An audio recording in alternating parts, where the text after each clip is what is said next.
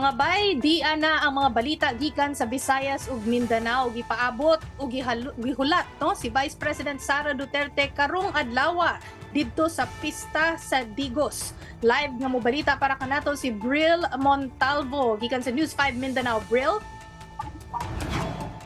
Chiki, mayong udto diha kanimo anata karon diri sa Digos City, Davao del Sur para makigsadya sa ilang ika-25 nga araw ng Digos ug ang ilahang Lechon Festival karong adlaw. Gisugdan kini sa ganihang buntag pinaagi sa usa ka parada ang naisbutang mga aktibidad nga gisalmutan sa lain-laing grupo diri sa syudad. Og syempre Chiki, dili sa mawala ang ilang tradisyon nga budol fight para sa mga Digosenyos kung asa ipakaon ang anaa sa 150 ka mga lechon baboy nga libre. Lami kayo og crispy kaayo ang lechon baboy diri sa Digos City, Chiki.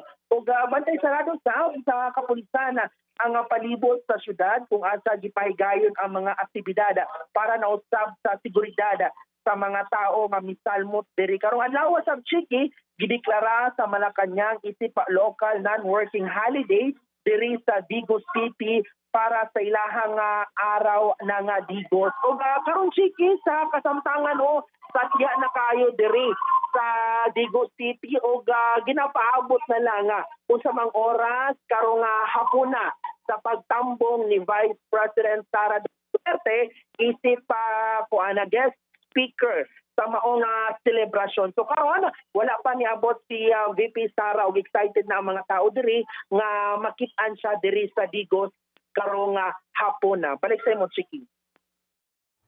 Daghang salamat sa imuhang update, Bril Montalvo. Mga bay, sa laing bahin no, nagkasinati og daotang panahon ang pipila ka lugar sa Mindanao. Adunay mga lugar sa North Cotabato nga gibaha.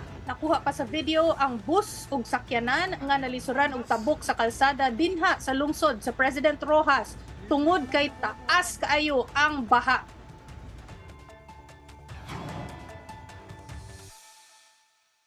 Og kani mga bay, gideklarar na nga walay klase sa tanang level sa pipila ka lugar sa South Cotabato ug sa tibuok General Santos City. Mga bay, magkuyog na sad ta ugma para sa mga balita gikan sa Visayas ug Mindanao. Ako si Chiki Verhel.